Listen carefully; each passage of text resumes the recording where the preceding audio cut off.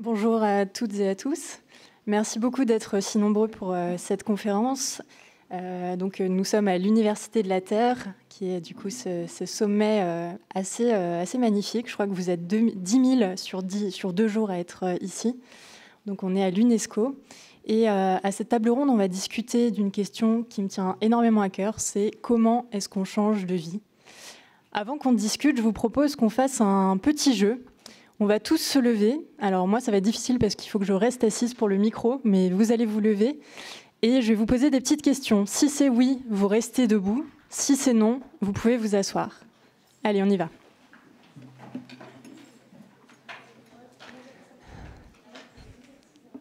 Alors, première question. Qui vit en ville ? Si c'est oui, vous restez debout.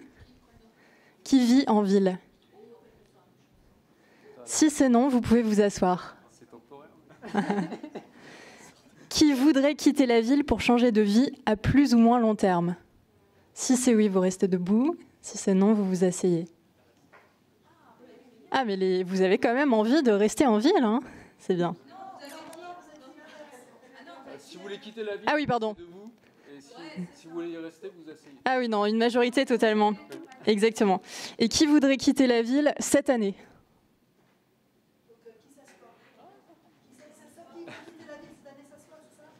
Non, reste debout. Reste debout. Voilà. C'est souvent effectivement la différence. C'est que on se dit que c'est un changement de vie à plus ou moins long terme, mais c'est rarement effectivement quelque chose qu'on a envie de faire absolument tout de suite. Alors, il y a un sondage du Parisien qui a été publié récemment et qui disait que 65% des Parisiens avaient envie, dans un avenir proche ou lointain, de quitter la ville. Donc, c'est à peu près, je pense, qu'on a eu devant nous. Il y avait 29% à vouloir le faire d'ici 2 à 5 ans, 18% à vouloir le faire dans une dizaine d'années. Voilà. Aujourd'hui, donc, pour parler justement de comment est-ce qu'on change de vie, j'ai l'honneur d'accueillir 3 invités. Mathieu Labonne, donc Mathieu qui est au bout de la table. Tu es président et directeur général de la coopérative Oasis, qui réunit, qui accompagne et finance des centaines d'écolieux en France. Auparavant, tu as présidé l'association Les Colibris pendant 6 ans. Et récemment, tu as publié un ouvrage aux éditions Tana qui s'intitule « Servir le monde, la voie de l'écologie spirituelle ». Merci d'être là. Amélie Dag, tu es productrice du podcast Laisse Béton, tu nous en parleras. C'est un podcast qui aide les citadins à réaliser leurs rêves de vie au vert grâce à des témoignages notamment, donc des témoignages de gens qui ont quitté la ville, mais aussi des témoignages d'experts du monde rural par exemple. Et Clément Osé, tu es auteur, tu as publié notamment 2 ouvrages aux éditions Tana, un peu coup sur coup. En plus, il les a apportés, c'est sympa. De la neige pour Suzanne, 2021, le plus ancien, et Plutôt nourrir avec Noémie Calais, qui est une éleveuse de porcs. Tu nous parleras de son ouvrage et du tien aussi tout à l'heure. Alors, le dénominateur commun entre mes 3 invités aujourd'hui, c'est qu'ils ont tous quitté le monde rural. Et je me rends compte que je ne me suis pas présentée, je crois. Le monde urbain. Le monde urbain, ça va aller. Donc moi, je suis Juliette Keff, je suis journaliste et je suis présidente d'un média en ligne qui s'appelle Vert. Vert, pour ceux qui ne connaissent pas, c'est notamment une newsletter d'actualité sur l'écologie qui est envoyée chaque jour à midi à nos abonnés et qui est en accès libre. Voilà, on a bientôt 3 ans et vous pouvez retrouver tous nos articles en accès libre sur vert.eco. Alors, le phénomène du retour à la Terre, pour le dire comme ça, il n'est pas nouveau. Bien sûr, depuis les années 60, on se pose ces questions-là. Comment quitter la ville ? Qu'est-ce qu'il faut faire ? Comment on change de mode de vie ? J'interrogerai un petit peu nos invités pour savoir justement si on peut changer de vie tout en restant en ville. C'est peut-être aussi quelque chose qui est possible. Il y a un sociologue, Maxime Cordelier, qui dit que c'est un phénomène qui s'accélère tout de même ces dernières années. Alors, on n'a pas non plus des départs massifs. On pensait qu'avec le Covid, par exemple, les gens changeraient beaucoup plus de mode de vie. Finalement, 2 ans après, c'est pas tout à fait ce qu'on voit. Donc, ça s'accélère un petit peu, mais c'est pas non plus hyper massif. Mais aujourd'hui, on va se demander comment prendre la clé des changes, justement. Alors, je vais commencer avec toi, Clément. Donc toi, tu as commencé à Sciences Po, donc tu avais un parcours académique, classique. Tu as travaillé dans diverses villes, pour divers emplois tout à fait classiques aussi, somme toute. Puis tu as décidé de t'installer dans une ferme décroissante. Alors comment s'est fait ta prise de conscience ? Quel a été un petit peu le déclencheur pour toi de ce changement de vie ? Vous m'entendez ? Ouais, c'est bon. Alors, le déclic... Déjà, moi, j'ai un peu je suis désolé, je vais être embêtant, mais j'ai un peu du mal avec cette idée de changement de vie parce que, en gros, ça présuppose que j'aurais dû avoir une vie normale. Donc, en sortant de Sciences Po, j'imagine avoir de l'argent, du pouvoir, des jobs à responsabilité, habiter en ville. Et donc, du coup, j'ai décidé de changer de vie. J'étais courageux et du coup, j'ai remonté la rivière comme un petit saumon. Voilà. En fait, c'est pas vraiment comme ça que moi je le ressens. C'est-à-dire que au fur et à mesure de ma vie, il y a eu des clics, comme disait Juliette, qui ont fait que, en lisant des médias comme Vert, on accède à un niveau de conscience qui est plus élevé. On se rend compte qu'il y a un grave problème au niveau de la catastrophe écologique, que la Terre qu'on habite, elle est menacée par nos modes de vie.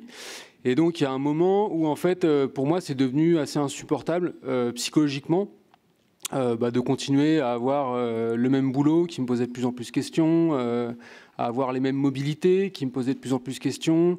Voilà, il y a tout un tas de trucs dans ma vie en fait qui ont commencé à créer une gêne, une espèce d'amertume. Et du coup, je dirais que j'ai pas fait ça par égoïsme, enfin par héroïsme, mais plutôt par égoïsme, parce qu'en fait, à un moment, ça devenait trop insupportable de continuer à vivre de la même façon.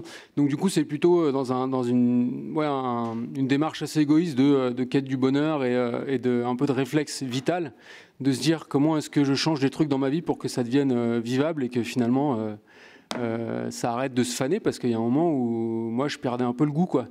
Et donc du coup c'était plus un réflexe de survie, de me dire qu'est-ce que je change pour retrouver goût à la vie, quoi.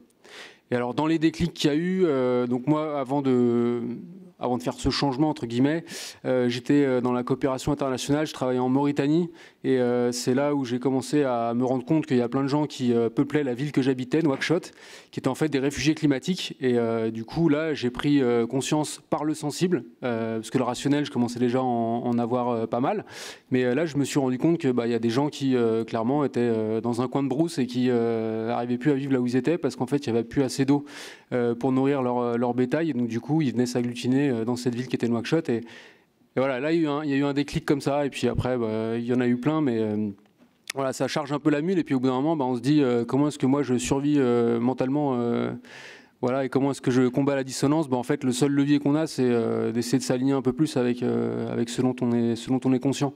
Donc je dirais que le changement de vie, c'est avant tout une histoire de sensibilité et de conscience, quoi. Et cette sensibilité, vous l'avez tous et toutes dans la salle, quoi. C'est juste que dans la tête, on a plein de voix qui nous parlent, et celle-là, on a tendance à pas toujours l'écouter. Mais en fait, je vais pas vous dire qu'est-ce qui m'a fait prendre conscience, parce que en fait, vous les avez toutes, ces informations, quoi. Voilà, mais c'est juste quelle voix est-ce qu'on écoute. Et du coup, moi, celle-là, elle a commencé à résonner un peu plus fort dans ma tête, et c'est pour ça que ça a changé la suite, et du coup, ça s'est traduit par des actes aussi. Ouais. Du coup, concrètement, à un moment, c'était insupportable de continuer à avoir le mode de vie que tu avais à l'époque. Oui, donc du coup j'étais donc expat, hein, donc ça veut dire à Noël on prend l'avion pour rentrer voir sa famille. Je bossais dans la coopération, donc moi c'était un système, donc j'étais dans l'aide au développement, donc développement c'était jamais trop défini en fait dans le boulot, mais en gros c'était construire plus de routes, avoir plus de centres commerciaux, plus de machins, enfin arriver à une espèce de société, une civilisation occidentale mondialisée, voilà. Enfin j'étais pas sûr que ça c'était un objectif réellement désirable, et je savais que ça s'accompagnait de tout un tas de dégradations matérielles et de destruction de notre environnement, la biodiversité. Donc en fait, moi, ça a commencé vraiment à me déranger, quoi. Et donc après, j'ai eu le parcours un peu classique du gars privilégié voilà, ils m'ont filé une prime de fin de mission. Donc du coup, après, j'ai été voyager pendant 1 an, j'ai réfléchi à ma vie, etc. Et donc là, en rentrant, je me suis dit, bon, j'arrête les bêtises. Et du coup, je me suis dit, je change d'abord mon mode de vie. Et donc je suis allé m'installer dans une ferme collective, décroissante, sobriété extrême, bâtiment bioclimatique, voilà, pas de chauffage. On en voilà, parlera. on en reparlera après. Mais voilà, donc à ce moment-là, il y a eu un point de non-retour, en fait, où... voilà, après c'est compliqué maintenant il y a des trucs. Voilà, ce matin c'est une anecdote, mais je suis venu en voiture parce que j'avais pas le choix, on avait un truc de prévu après là. Et du coup j'étais tout seul comme un con dans ma voiture, dans les bouchons de ça, et je me suis dit, moi ça me ronge, quoi, vraiment. Je me dis, mais là je vois les gens dans la rue, je me dis je suis en train de polluer leur air, ils vont mourir prématurément. Moi je suis là en train de stagner, je deviens fou, ça m'énerve, je m'énerve contre les gens, etc. Et je me dis, mais là c'est pas possible, quoi. Donc ça faut arrêter, quoi. Et à chaque fois ça me coûte mais tellement cher de faire ce genre de choses, voilà. Ok, on sent un peu un agacement. Ouais. Alors Amélie, toi, tu as aussi changé de vie et tu as même créé un podcast pour raconter justement des parcours similaires ou différents du tien. Ce podcast s'appelle Laisse Béton, je vous le recommande parce qu'il est vraiment hyper intéressant. Et tu donnes la parole justement à beaucoup de personnes qui ont basculé, qui ont changé de leur mode de vie, qui ont eu envie de passer à l'acte quelque part, que ça ne reste pas justement une petite voix dans la tête, comme le disait Clément, mais qui ont envie de mettre en place des choses très très concrètes. Est-ce que dans tous les parcours que tu as pu voir, il y avait des ressemblances? C'était quoi un petit peu les mêmes? Quels sont les ressorts communs à toutes ces expériences-là? Alors, bonjour. Effectivement, alors j'interviewe moi des gens qui ont quitté la ville, vraiment à un moment de leur vie, que ce soit il y a 30 ans ou il y a 3 ans, avec des histoires qui, à ma grande surprise, sont extrêmement différentes et des profils qui sont très différents. Donc je m'attendais à, un peu comme c'est mon cas d'ailleurs, je ne vais pas m'épancher sur mon cas, mais je vous raconterai un petit peu l'origine du podcast tout à l'heure, à un changement de vie, comme on dit, de milieu de vie, voyez-vous, après 40 ans, etc. On a travaillé 15, 20 ans et on pense à la suite et on change de vie. Donc il y a de ça. Et puis il y a des gens beaucoup plus jeunes, voilà, qui changent de vie un peu comme toi, qui décident de changer de vie avant presque de l'avoir commencé. Et ça me surprend et ça m'enthousiasme aussi, dont je reparlerai après. Alors effectivement, il y a des points communs, malgré cette diversité d'histoires, parce qu'évidemment, ça se rapporte à des histoires de vie. Hein, changer de lieu de vie, ça veut dire changer de vie au pluriel, on reviendra là-dessus. Dans ce qui est commun, c'est que souvent, il y a au départ une forme d'intuition, quelque chose de diffus, en fait, qu'on a du mal à nommer et qu'on met parfois des années à nommer. Et si, en fait, des conversations que j'ai avec ces gens-là à travers le podcast les aident à nommer cette intuition, moi, j'aurais gagné quelque chose. Donc, ça peut être l'expression d'un mal-être, comme tu le décrivais. Donc, vraiment, une perte de cohérence entre ce que je fais au travail, par exemple, et ce en quoi je crois, entre ce que je fais à l'environnement dans lequel je vis et ce en quoi je crois. Donc, voilà, il y a quelque chose qui relève de ça. Certains, je pense à Delphine, donc tous les interviews, toutes les personnes dont je parle, donc leurs interviews ne sont pas forcément libres, en tout cas ont été interviewées, c'est gratuit, vous les trouverez sur les plateformes de podcast, donc vous pouvez les écouter. Delphine, elle a quitté Bordeaux, elle parle de survie en fait, c'est un sentiment vraiment de survie, il fallait qu'elle parte, voilà. Donc elle n'est pas partie seule, elle a embarqué mari et enfant, on reviendra aussi là-dessus, parce qu'on ne part pas toujours tout seul, ça a quand même un impact. Donc c'est quand même assez violent, des mots qui sont un peu durs à entendre. Alors ça se termine très très bien son histoire en fait, parce qu'elle a repris goût à la vie justement en changeant de lieu de vie. Et puis pour d'autres, c'est quelque chose de plus positif, ou en tout cas alors peut-être a posteriori, qu'ils expriment de manière plus positive, c'est vraiment un appel. Et je crois que pour mon cas c'était ça, c'est-à-dire il y a soit encore une fois quelque chose de diffus, j'ai l'intuition que ma famille et moi, ou moi toute seule, ou ma tribu et moi, mon couple, etc., on sera plus heureux et donc qu'on aura un meilleur impact si on vit ailleurs, dans un monde plus proche de la nature, plus, on reviendra sur tout ça. Quoi qu'il en soit, quelle que soit en fait cette intuition qui anime les gens que j'interroge, à un moment, effectivement, il y a toujours un déclic qui fait passer à l'acte, hein, parce que c'est quand même pas anodin de quitter ses racines, voilà, de quitter le lieu d'où on vient, pour plein de raisons sur lesquelles on reviendra. C'est peut-être pour cela que vous êtes moins nombreux à dire « je vais partir dans l'année » qu'à vouloir le faire. Mais c'est possible, on reviendra aussi là-dessus. Bref, je reprends ma phrase. Donc ce déclic, ça peut être quelque chose de personnel, voire très intime, hein. L'arrivée d'un enfant différent, c'est le cas de certaines personnes que j'ai interrogées et pour lesquelles du coup il faut une vie plus simple, il faut une vie loin de la ville, il faut une vie où vous savez qu'une communauté prendra soin de vous et de votre enfant, voilà. Et donc ce déclic, ça peut être évidemment des événements extérieurs. On parle beaucoup du Covid, on parle moins des attentats de 2015. Or, beaucoup de gens que j'interviewe, qui étaient donc à Paris, se sont dit, moi, au moment de ça, que j'ai connu une personne qui était victime ou pas, moi, je me suis dit, il faut que je parte, en fait, et qui sont passés à l'acte. Donc voilà, donc il y a à un moment forcément un déclic. Et puis, oui, ce que je voudrais ajouter par rapport à ça, dans les on va dire, les intuitions positives, parfois, et ça c'est très très beau, vous ressentez, il y a des espèces de coups de foudre avec un territoire. Parce qu'aujourd'hui, on parle en fait des gens qui partent ou qui veulent partir.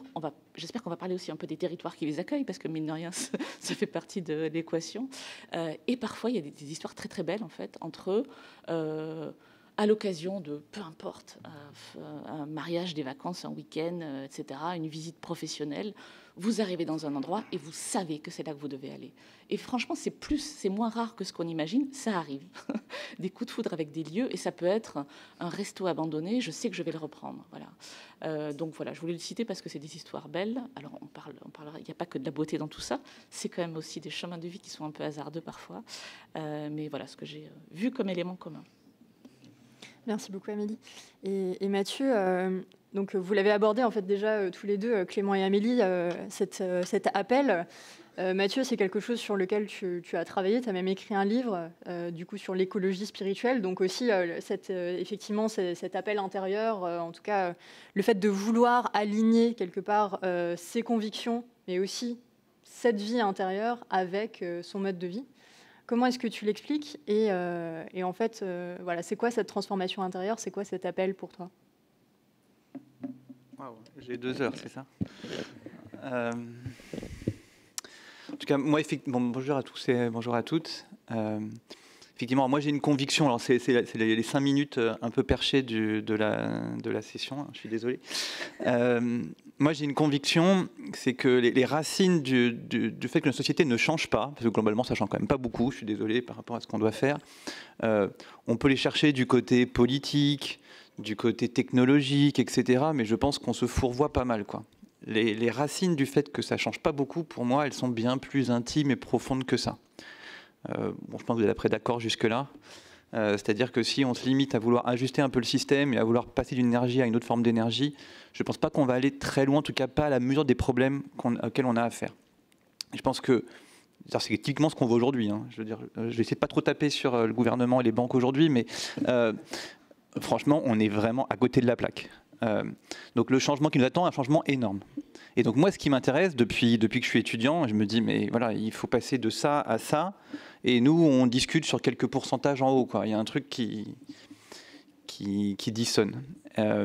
Et donc moi, ce qui m'intéresse, c'est justement de relier ces changements sociétaux, parce que l'être humain est un être social, avec quand même des questions plus individuelles, personnelles, de qu'est-ce qui fait qu'on change ou pas. Et alors c'est le grand problème de l'être humain, si vous voulez le résumer en une polarité, c'est qu'on est un être individualisé et social. Les animaux, en général, ils sont l'un ou l'autre, nous on est les deux, quoi. Et c'est vrai que c'est compliqué pour nous, on est toujours pris par ces deux mouvements. Alors une polarité, comment est-ce qu'on la dépasse? C'est en la faisant dialoguer, quoi, pour tout. C'est des grands débats sur comment on gère des conflits, mais tu as deux polarités, il n'y a pas une qui a raison, une qui a tort, mais on essaie de les faire dialoguer. Donc l'être humain est un être social et individualisé. Donc à la fois des quêtes personnelles et des quêtes collectives. Et du coup, l'articulation des deux, c'est ce qui manque aujourd'hui, j'ai l'impression. En gros, si je résume, on parle beaucoup de créer des méditants militants, c'est-à-dire qu'il y a ceux qui méditent et ceux qui militent, et l'idée c'est de les faire se rencontrer, parce que c'est là, à mon avis, qu'est la solution. Pourquoi c'est important? Je vais essayer de prendre 2 minutes, alors passer un peu à un niveau peut-être un peu méta, j'en suis désolé, mais si on prend la question climatique, qui est un très bon exemple. La question climatique, le problème, vous savez sans doute, c'est la question de l'énergie. Nous sommes trop d'énergie. C'est pas passer du pétrole au solaire, ça suffira pas. Il faut consommer moins d'énergie. Et pourquoi est-ce qu'on a besoin de tant d'énergie? L'énergie, c'est ceux qui ont fait un peu de sciences physiques quand ils étaient étudiants. L'énergie, c'est la capacité à transformer un état. Donc l'énergie, ça nous dit qu'on veut transformer le réel. Si vous voulez chauffer un objet, le déplacer, le casser, le déformer, il faut de l'énergie. Donc l'être humain a besoin d'énergie parce qu'il veut transformer le monde. S'il veut moins transformer le monde, il a moins besoin d'énergie. Donc la racine du problème, si vous voulez, aujourd'hui écologique, c'est pourquoi est-ce qu'on veut tant transformer le monde? Et donc là, je vais faire une digression qui va rejoindre la question, hein, quand même. Je vais prendre une citation du Bouddha. Voilà, donc on va compter un peu de l'Orient. Le Bouddha, il dit un truc, il dit « Être heureux, c'est être proche de ce qu'on aime ou loin de ce qu'on n'aime pas. Et être malheureux, c'est être loin de ce qu'on aime ou proche de ce qu'on n'aime pas. » Donc en gros, si vous voulez, on peut résumer ça en disant « On est heureux quand ce que je veux et ce qui est, c'est la même chose. » Ça va jusque-là? Donc d'ailleurs, il y a d'autres sages en Inde qui disaient un être normal vit dans son monde, seul le sage vit dans le monde. Il y a le monde et notre monde. Et les moments où ces deux-là, ils collent l'un à l'autre, on est heureux. Quand ils sont différents, on est malheureux. Bon, ça va encore jusque-là?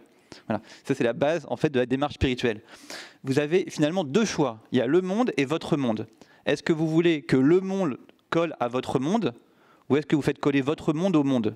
Il y a 2 voies, hein, pour être heureux, si on veut que les deux soient égaux. Je Je suis un peu parti pour un truc trop long. Mais, et donc, il y a la voie matérialiste qui est de dire on va faire coller le monde à ce qu'on veut.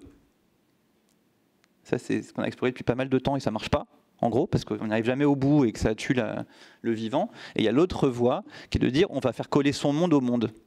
Et ça, c'est la voie de la démarche spirituelle. Voilà. Donc, ça, je résume. Voilà. Et donc, moi, je pense qu'aujourd'hui, quand on parle de changement de vie, ce qui est compliqué aujourd'hui, et ce qui est pour moi, en fait, la clé, la bascule, c'est pas seulement des questions techniques de comment je m'organise, etc. On va en parler beaucoup, et évidemment, c'est mon métier, donc je m'intéresse beaucoup à ça. Mais il y a aussi une question assez fondamentale. C'est là où la démarche spirituelle, la démarche intérieure de toutes les traditions peut nous être utile. C'est comment on arrête de vouloir faire coller le monde à son monde, mais comment est-ce qu'on essaie de faire un peu se coller notre monde intérieur au monde tel qu'il est. Et quand ça c'est fait, la bascule elle se fait assez facilement. Voilà. Merci. Et une fois justement qu'on a, peu importe la manière dont on l'exprime, mais en tout cas qu'on essaie de faire coller ses valeurs ou ses convictions ou sa vie intérieure à son mode de vie, donc c'est voilà, qu'on commence à basculer finalement et à vouloir autre chose, et qu'on décide de le vouloir et de s'installer ailleurs ou de changer vraiment en profondeur son mode de vie. Donc encore une fois, ça peut être aussi en ville, mais voilà, en tout cas quand on s'installe en territoire rural, Amélie par exemple, tu me disais en préparant cette table ronde que changer de vie, c'est pas changer de décor. C'est-à-dire qu'il y a une vraie transformation qui se fait. Et moi, ce qui m'intéresse aujourd'hui, c'est comment ça se passe concrètement en fait l'installation, dans les témoignages que tu as pu aborder. Comment se fait l'installation? Quelles sont peut-être les difficultés? En tout cas, c'est quoi les premières étapes pour s'installer ailleurs? Alors, je digresse moi aussi, pareil, je vois qu'on a le droit. Avant de parler des difficultés, je voudrais dire que quand ça marche, c'est juste extraordinaire quand même, hein, de vivre ce qu'on a envie de vivre. Et d'ailleurs, choisir le lieu où l'on vit, ça devrait être quand même la première des libertés, quoi. La raison, moi, pour laquelle... ce qui m'a frappée avant de créer ce podcast, c'est j'ai farfouillé un peu dans les chiffres et je me suis rendu compte qu'aujourd'hui, peut-être que vous le savez, moi je ne le savais pas avant, 33% des Français vivent dans le monde rural. On pourrait vous dire, waouh, c'est beaucoup, en fait. C'est vachement plus que ce que j'imaginais. Moi, c'est plus que ce que j'imaginais. Et en fait, c'est rien, parce que à côté de...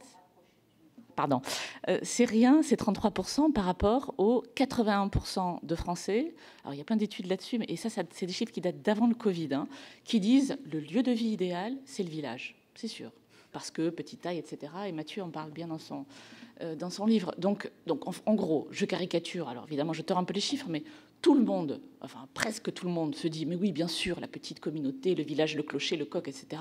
C'est ça qu'il faut. Et en fait, il n'y a qu'un tiers des Français qui y vont. Donc qu'est-ce qui se passe? C'est quoi le problème en fait? Pourquoi vous partez pas l'année prochaine? Tous ceux qui ont dit mais oui, on veut y aller. Qu'est-ce qui vous freine? Je serais ravie de vous entendre après. En fait, ce qui est compliqué. On va revenir sur tous les avantages, je réponds à la question là. Ce qui est compliqué, c'est qu'on aime le terme changement de vie ou pas, c'est un changement de vie au pluriel. C'est-à-dire qu'en fait, ça touche à beaucoup de choses, souvent, la plupart du temps d'ailleurs. Et au bout d'un moment, ça touche à beaucoup de choses. C'est-à-dire qu'on ne change pas juste quitter la ville pour s'installer dans le monde rural. Ce n'est pas juste changer de cadre de vie, comme tu le disais Juliette, c'est changer de style de vie. C'est même quitter un système en fait. Et ça, moi, j'en avais aucune conscience quand je suis partie. En fait, j'avais même pas réalisé, je le dis aujourd'hui de manière un peu naïve, que j'avais pas réalisé qu'on pouvait faire de la politique avec le code postal de sa résidence principale en fait. Et c'est un peu ça, c'est-à-dire qu'en fait, là où vous habitez, ça en dit long sur qui vous êtes aujourd'hui. Et c'est absurde, c'est absurde. En fait, je digresse encore, mais je crois que ça nourrit le débat. Donc, quand on a pris la décision, nous, en famille, de partir, pour nous, c'était un changement de plus dans une vie où on en avait connu plein des changements. Et vous aussi, vous en avez connu plein des changements. Au cours d'une existence, on change de vie plein de fois. Voilà, on quitte ses parents, on change de job, on se marie, on a des enfants, tout ça, c'est des changements de vie. Donc, pour moi, c'était un changement de plus, et je retrouvais une ruralité que j'avais connue enfant. Je ne vis pas là où j'ai grandi enfant, mais en tout cas, la vie du monde rural, je voyais à peu près ce que c'était. Et en fait, quand on l'a annoncé un peu béat et très naïf à notre entourage, donc parisien à l'époque, puisqu'on habitait Paris, moi, j'ai été frappée par la violence des réactions. Alors, peut-être que post-Covid, ça serait un peu atténué, mais je ne suis pas si sûre que ça, en fait. Il y a eu 3 types de réactions. La première, c'est les vrais, les purs, les durs, ceux qui restent, les vrais amis qui vous disent « si vous y croyez, allez-y, c'est super, c'est votre projet, etc. » Ils n'étaient pas si nombreux, en fait. La deuxième réaction, un peu plus, que j'aurais pu anticiper, c'est, et je cherche vraiment pas à opposer la ville et la campagne, je nourris la discussion, des urbains pure souche, comme beaucoup d'entre nous, c'est-à-dire beaucoup d'entre nous sommes urbains et n'avons connu que ça, donc souvent des Parisiens, pour lesquels il était inconcevable, enfin c'était un trou noir, c'est-à-dire en dehors du périphérique, le trou noir, la diagonale du vide, il n'y a rien. Donc il n'y a pas de vie culturelle, il n'y a pas de vie sociale, il n'y a pas de vie économique malheureusement, enfin il n'y a rien. Tu vas mourir, quitter la ville, c'est mourir un peu, quoi. C'est quand même assez violent. Je m'y attendais, mais bon, difficile d'argumenter face à ça. Et la troisième, qui m'a le plus surprise et sur laquelle j'ai du mal encore à travailler aujourd'hui, ce sont des gens comme moi qui avons grandi en terre rurale, quelque part en France en général, donc qui connaissons ça. Effectivement, la ruralité, elle a changé. C'est pas la discussion d'aujourd'hui. C'est plus la même qu'il y a 30 ans ou 40 ans, mais peu importe. On voit à peu près ce que c'est, voilà. Le quart à 7 heures du matin pour aller au lycée, si tu le rates, bah, tu vas pas à l'école, voilà, ce genre de trucs. Peut-être que ça parle à certains. Et en fait, pour lesquels dire, moi, je quitte la ville et je vais vivre dans le monde rural, c'était une trahison de leur croyance à eux que le succès, la réussite, elle est forcément dans un monde urbain. L'innovation, elle est forcément technologique, donc elle est forcément dans le monde urbain. Donc c'était des réactions assez violentes, en fait. Voilà. Et ça m'a beaucoup interpellée. Parallèlement à ça, effectivement, moi, j'ai cru probablement que c'était juste un changement de décor. Voilà. Et je me suis rendu compte quelques années après que c'était bien plus que ça. Donc, je savais que tous les rabat-joie avaient tort, ça, j'en étais convaincue. Mais je me suis, moi aussi, trompée. C'est-à-dire que c'est un vrai bouleversement de vie, pour les raisons que j'évoquais tout à l'heure. J'extrapole un peu sur ta question, mais en fait, comment ça marche, comment on réussit son installation. Donc, je tire un peu les fils de tout ce que j'ai pu entendre ces derniers mois au cours des entretiens que j'ai menés et de ma propre expérience aussi. Je pense qu'il y a 3 étapes qu'il ne faut pas zapper, même si elles peuvent être assez condensées, et ça ne prend pas forcément des années non plus. Donc oui, vous pouvez partir dans l'année qui vient, je vous le promets. La première, c'est que, et je pense que c'est valable pour tous les changements en fait, il y a une part d'utopie dans tout ça, c'est sûr, mais cette utopie-là, il faut la nourrir. Ce rêve-là, il faut le nourrir. En fait, on exprime souvent, et moi la première en fait, quand j'ai décidé de quitter Paris, je voulais plus de quelque chose et moins d'autre chose. Je voulais une vie plus simple, un cadre de vie plus sain, une consommation plus locale. Donc c'était forcément en référence par rapport à ce que j'avais vécu les années précédentes. Et en fait, on part tous un peu de ça. En fait, il faut arriver à le définir, ça. Ok, très bien, tu veux une vie plus saine, à quoi ça ressemble en fait, comment tu l'imagines, comment tu le rêves, etc. Cet exercice-là, on n'est pas obligé d'y passer non plus des heures et des heures, et là on sort de toute contrainte évidemment. Écrivez-le, parlez-en avec celui avec lequel ou celle avec laquelle vous partez, ou la tribu avec laquelle vous partez, enregistrez-le, dessinez-le, enfin je ne sais pas quel est votre support de prédilection, parce que ça va vraiment nourrir les moments de solitude, parce qu'il va y en avoir, et puis ça va vraiment nourrir, si vous partez à plusieurs, effectivement, votre chemin, en fait. Donc c'est vraiment important. On parle beaucoup de cahier de rêve. Beaucoup de gens à qui que j'ai interrogé me parlent de ce cahier de rêve qu'ils ont rédigé à un moment et sur lequel ils reviennent de temps en temps, et je trouve ça intéressant. Aller chercher des modèles aussi. Alors, il y a 5 ans, il y a 10 ans, il n'y en avait pas. Des modèles de réussite dans le monde rural, il n'y en avait pas. C'est-à-dire qu'on ne les voyait pas. C'est pas qu'il n'y en avait pas, c'est qu'on ne les voyait pas. La ruralité est devenue un petit peu médiatique grâce au Covid. Alors, on en parle toujours très mal dans la plupart des médias. Voilà, parce que c'est maladroit, parce que c'est méconnaître la vérité, parce que, bon, tout ça, ça entretient, effectivement, ça part de ce que je disais tout à l'heure, de cette méconnaissance de la vie dans le monde rural. Mais il y a plein de gens, plein de gens qui ont changé de vie à un moment, qui ont quitté la ville à un moment et qui sont prêts à vous parler. Voilà, je le vois, moi j'ai aucune difficulté à avoir des gens qui témoignent. Donc allez les voir. Au pire, vous en tirez rien, mais vous aurez passé un bon moment et vous aurez rencontré quelqu'un. Et au mieux, vous en sortirez avec des enseignements sur ce qu'ils ont fait, surtout comment ils l'ont fait. Ça, c'est la première partie. Donc, nourrir ce rêve-là et aller chercher des modèles. La deuxième partie, c'est vraiment identifier ses freins. Et vous en avez, c'est évident. Sinon, vous partiriez tous demain. Ils sont souvent économiques, mais pas que. On a une crainte de quelque chose. Et ça, vous pouvez le faire tout seul. Vous pouvez le faire avec un coach. Vous pouvez le faire avec quelqu'un en qui vous avez confiance. C'est en gros essayer de bien se connaître, de bien apprendre à se connaître pour dire, quand je pense à ce rêve-là, quand je vois ce rêve-là dessiné, écrit, etc., qu'est-ce qui me donne mal au bide? Au contraire, qu'est-ce qui me fait bouger, quoi, voilà. Et cette partie-là aussi, elle est hyper intéressante. On parle beaucoup de résistance au changement. Et en fait, quand on résiste, c'est qu'on cherche à protéger quelque chose. Qu'est-ce que vous cherchez à protéger? C'est votre peur de l'insécurité, c'est votre peur de perdre des amitiés, voire des amours, etc.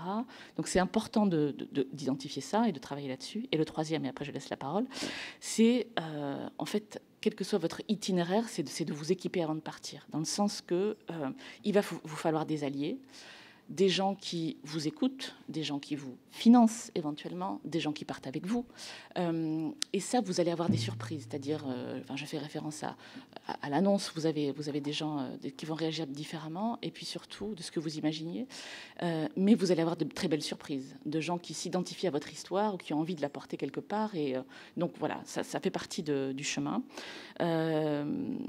Il y a plein de structures qui peuvent vous aider à trouver le territoire qui peut vous accueillir. Plein. Enfin, je ne vais pas les détailler là, mais je serais ravie d'en parler avec vous si vous voulez après. Il y a des territoires qui sont prêts à vous accueillir, qui sont prêts à faire des démarches de malades pour vous faire venir. Pas tous, mais certains sont vraiment très pro là-dessus et le font très bien. Allez taper à la porte de ces territoires, des communes, des communautés de communes, des départements. N'allez pas plus loin, après c'est trop large. Mais il y a vraiment des gens qui font ça bien, donc n'hésitez pas. Et puis si ce n'est pas le bon territoire, encore une fois, vous aurez appris quelque chose. Et après, j'arrête. Formez-vous. Changer de vie, changer de vie, ça veut souvent dire changer de vie professionnelle. Ça demande de nouvelles compétences. Ne lésinez pas là-dessus. Apprendre un nouveau métier, ça ne se fait pas par hasard en marchant. Donc, prenez le temps d'eux. Il y a des financements là aussi, pas toujours. C'est pas toujours évident, c'est pas toujours simple de les trouver. Mais allez taper aux bonnes portes. Et puis, voilà, formez-vous avant de vous lancer dans le vide. Merci Amélie pour ce mode d'emploi hyper complet. C'est génial, je pense que tu as donné pas mal de billes à nos spectateurs. Mathieu, je voulais qu'on parle un peu des écolieux, des écovillages, qui sont ces communautés où il y a des initiatives, il y a vraiment des choses extrêmement riches qui s'inventent au quotidien. Donc toi, je l'ai dit, tu es à la tête de la coopérative Oasis qui justement met en relation des oasis les uns avec les autres. Alors, est-ce que tu peux nous en parler, nous demander, je me demande ce qui s'invente en fait dans ces oasis-là et comment ça se passe la vie dans ces communautés, parce que quand on n'y est pas, on peut avoir pas mal d'a priori dessus. Donc, qu'est-ce qui s'y passe en fait, que font les gens, c'est quoi ces communautés? Merci. Okay. Donc, effectivement, je préside la coopérative Oasis, qui est une structure qui accompagne ce qu'on appelle nous des oasis. D'ailleurs, Clément, invité à la ferme légère, ferme collective qui fait partie de ce réseau. En fait, nous, on emploie le terme d'oasis pour avoir un terme qui regroupe en fait des réalités déjà assez différentes. Le terme d'éco-village, on imagine bien ce que c'est, mais il y a des fermes collectives, il y a des communautés d'habitat participatif, il y a des ZAD, il y a des monastères. Voilà, il y a des formes de vie qui ont en gros en commun d'être collectives et écologiques. Et tout ce que je vais dire là, ce qui est intéressant, d'après nos études, c'est valable quels que soient ces modes de vie. Donc, en fait, dès qu'on vit de façon plus collective, tout ce que je vais dire va être valable. Effectivement, en fait, deux choses qui m'intéressent là, que j'ai envie de partager sur ce qui s'invente dans ces lieux, et c'est, je trouve, extrêmement important. Le premier, c'est que ces oasis qui, en gros, pour schématiser, c'est entre 5 et 10 familles qui achètent un patrimoine à la campagne pour vivre et travailler sur place, quoi. En propriété collective en général ou en bien commun. Voilà. Donc ça, c'est la moitié au moins des projets.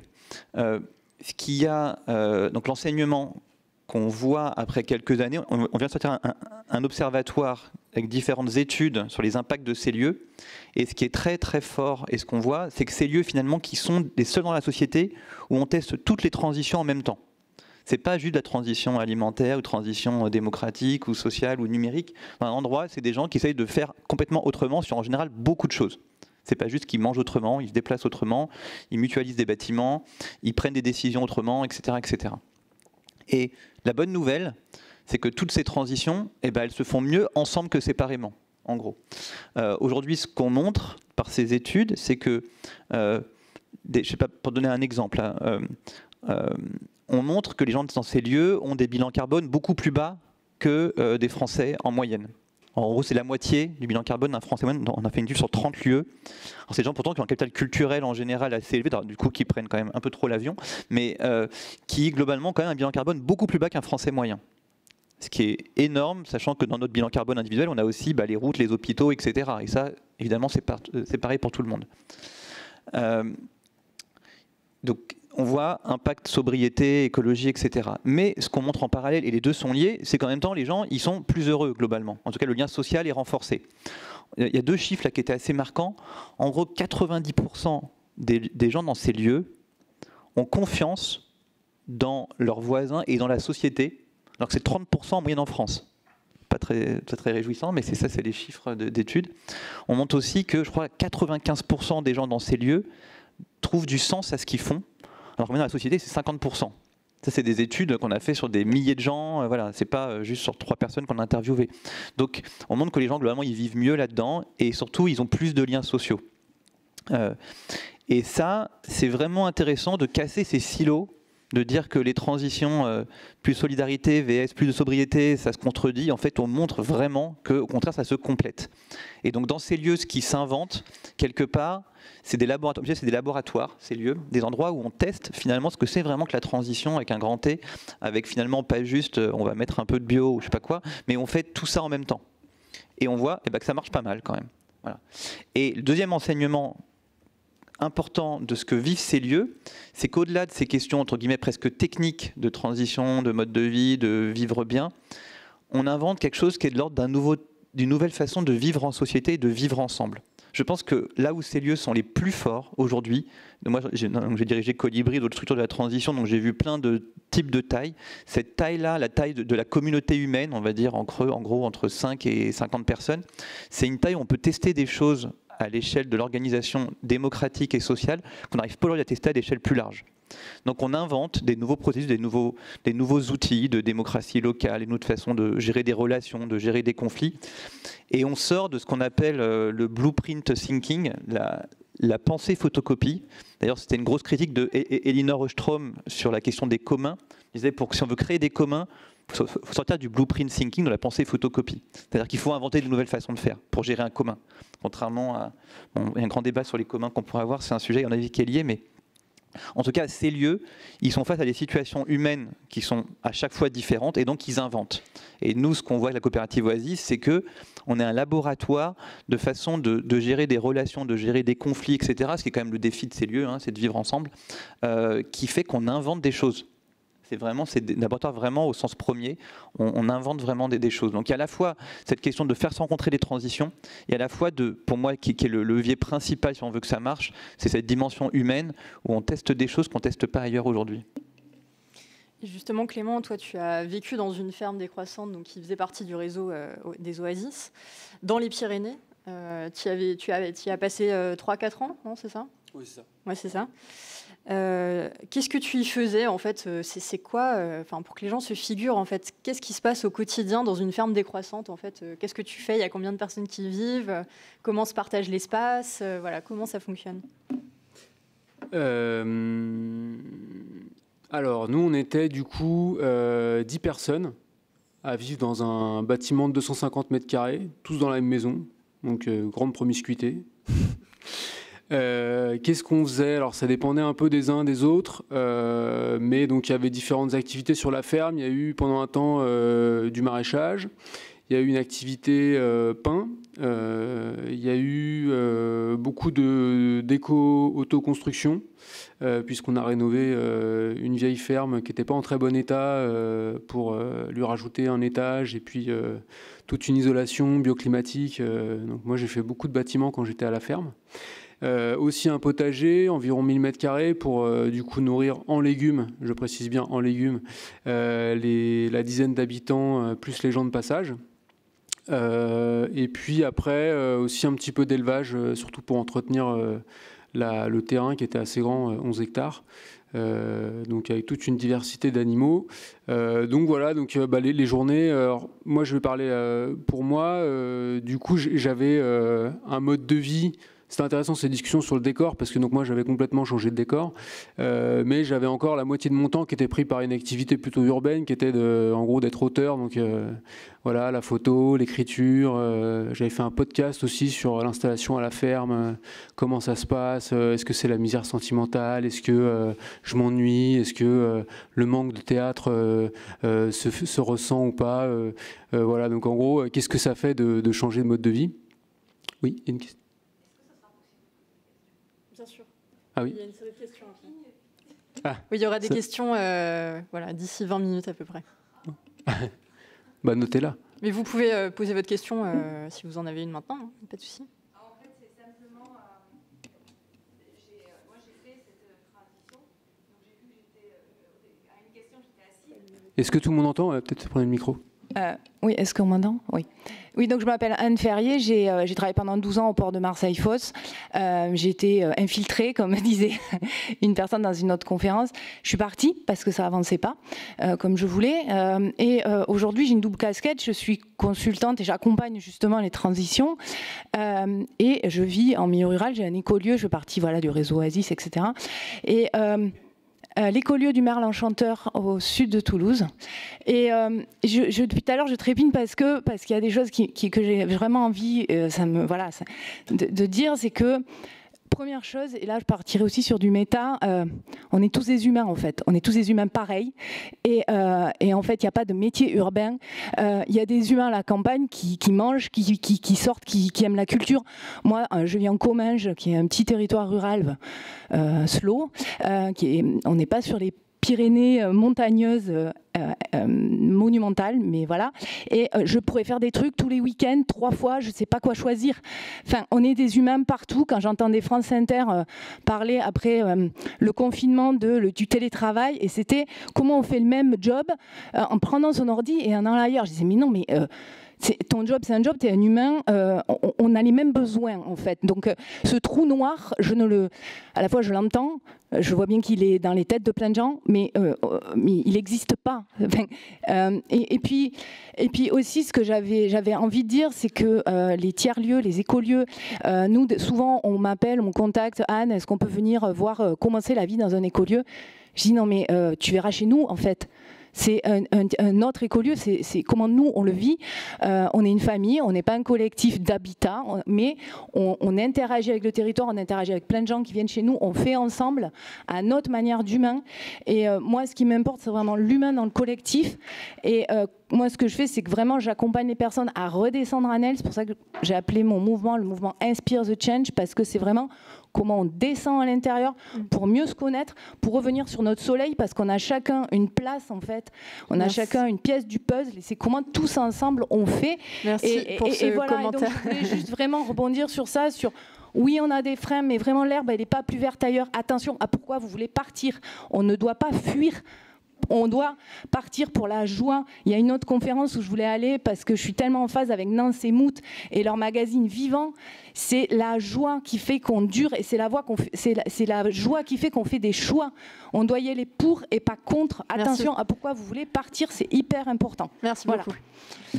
Pour ce témoignage et pas cette question, mais les prochains, c'est uniquement des questions, sinon on ne va pas pouvoir finir cette discussion.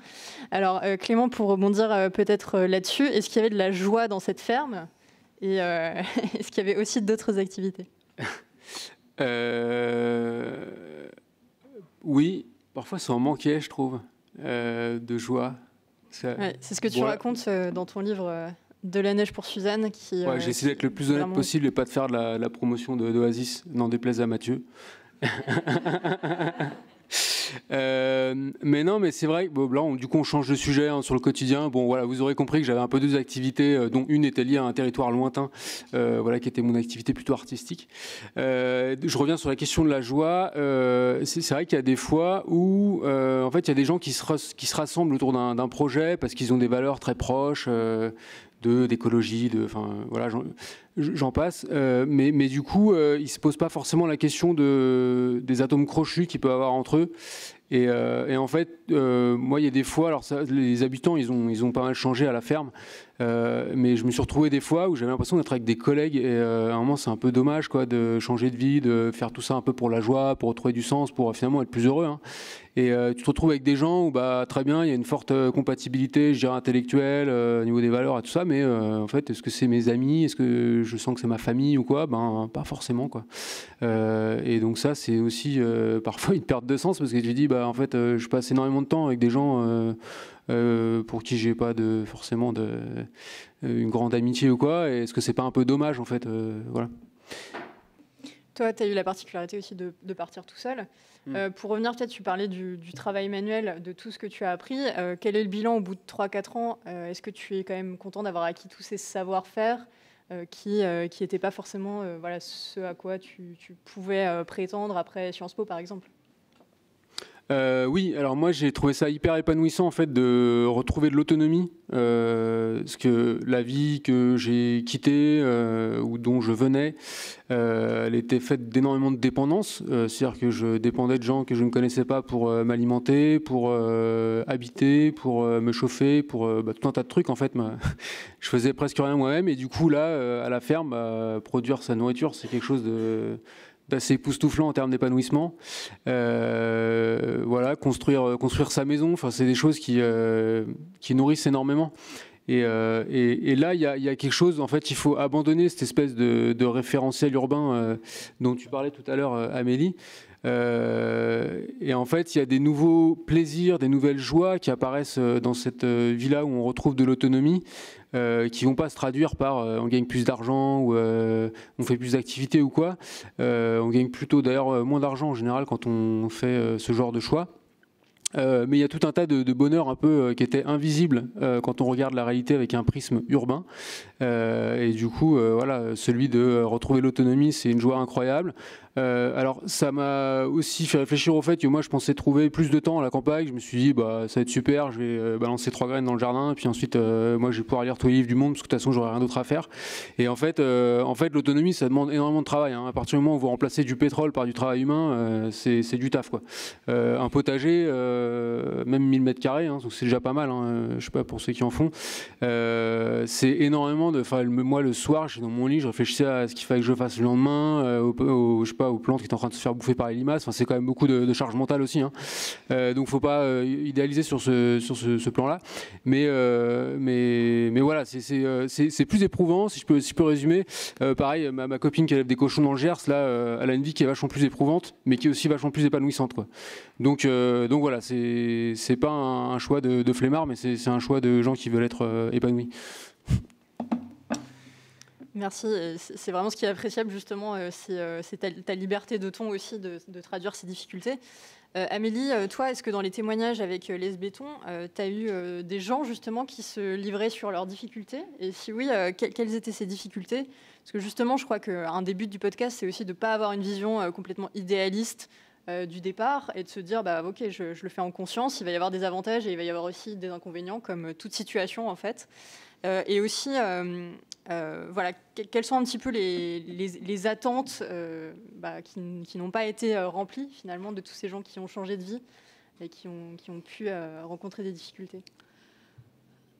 Alors, je ne veux pas avoir l'air angélique, je ne sais pas du tout l'idée, hein, vraiment, mais je pose la question à peu près dans ces termes aux personnes que j'interviewe. Elles prennent un temps de réflexion et elles disent, quand je leur demande parfois et souvent...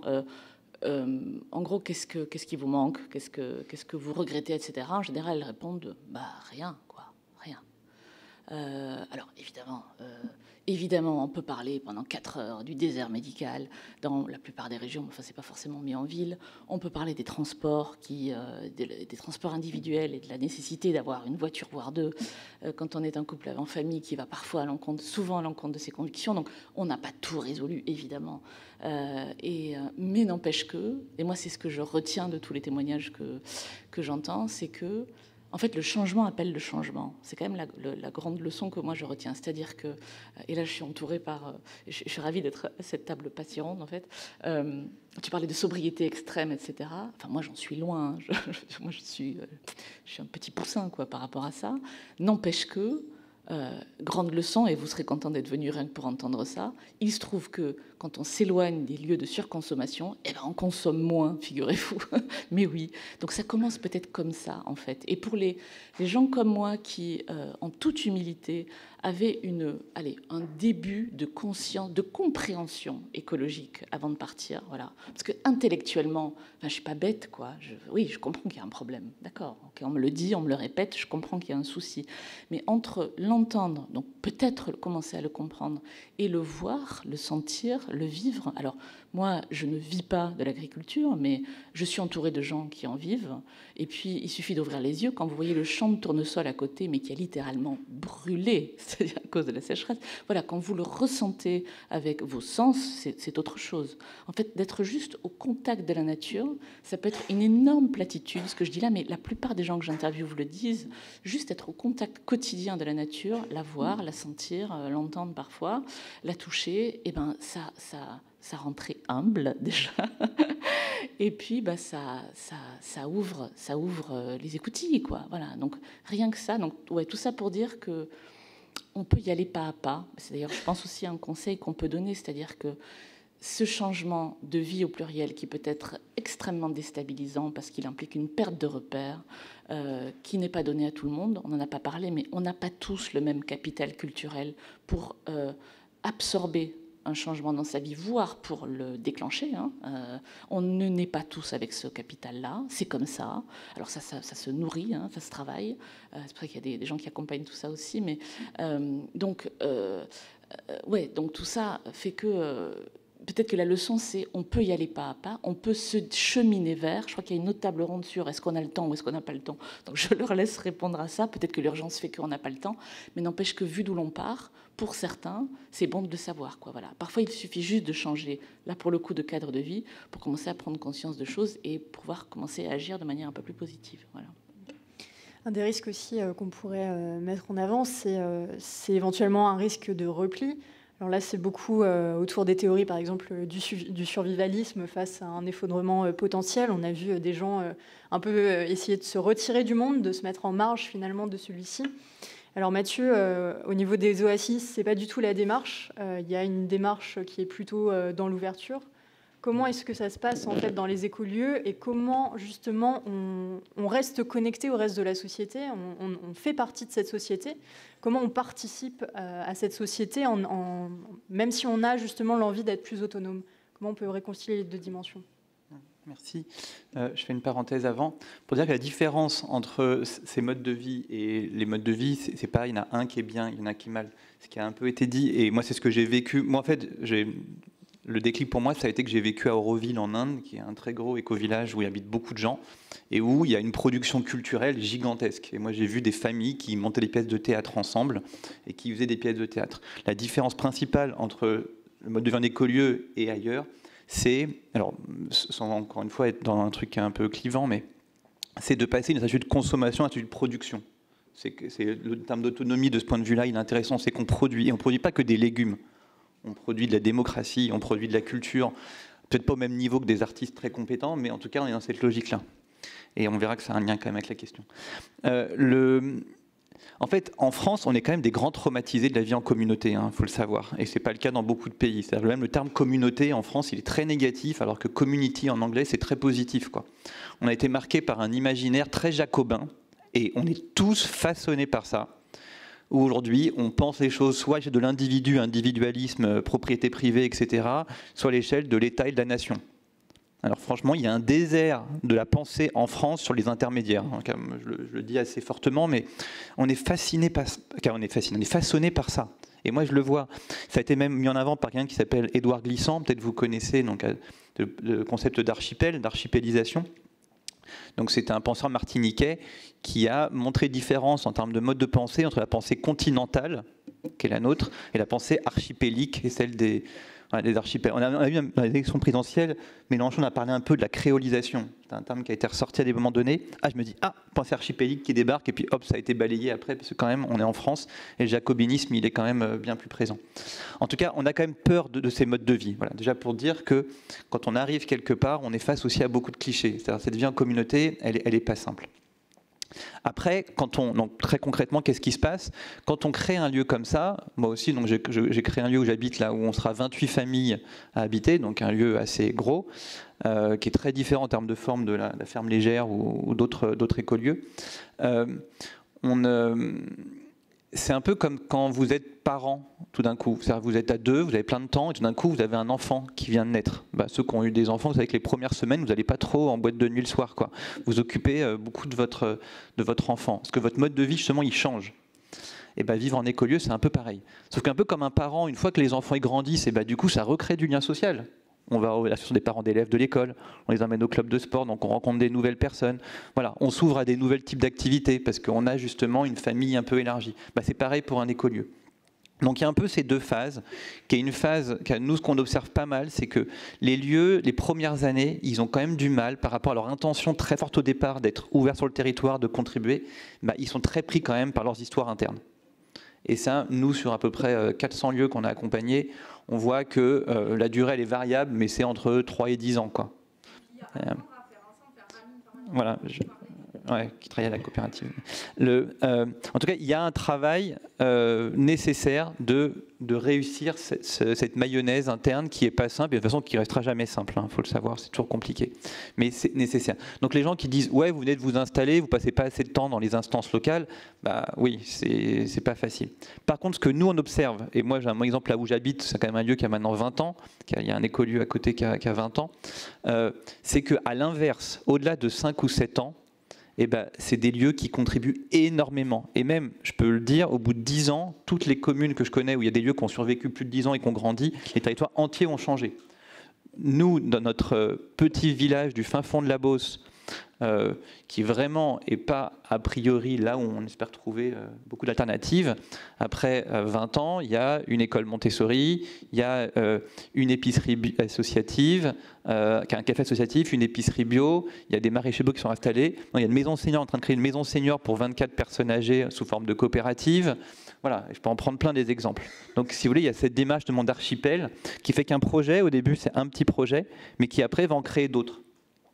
Et donc, il y a en fait cette question du repli sur soi, elle est complètement... en tout cas, ce n'est pas ce qu'on observe nous. Ça ne veut pas dire qu'il n'y a pas des cas, évidemment, où ça arrive, mais c'est souvent plutôt un temps d'intégration, un peu comme une relation où il faut créer de la confiance, comme c'est quand même beaucoup des néos. Quand même, il faut savoir que quand même, les écolieux, c'est quand même en proportion beaucoup de néo-ruraux, en tout cas de gens qui ont déménagé pour habiter dans un écolieu. Bah, il y a un peu une confrontation. Guillaume Faburel, il parle du choc des écologies, parce que c'est des visions aussi de l'écologie qui se malaxent.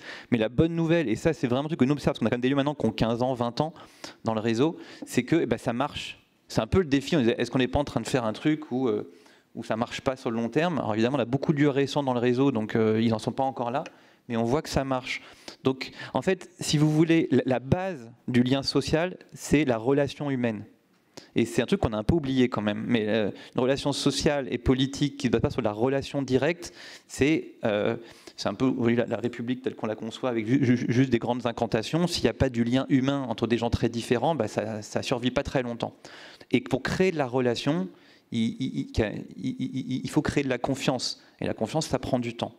Et donc c'est là où justement l'échelle de la communauté, par exemple du village, la communauté où on a des relations directes et pas des relations juste théoriques ou par médias interposés, c'est quand même le support, je pense, d'un lien social renouvelé.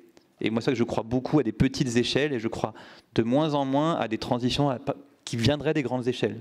Après, une logique d'archipel qui permet d'agrandir. Mais ouais. Il y a une main qui se lève, je ne sais pas si...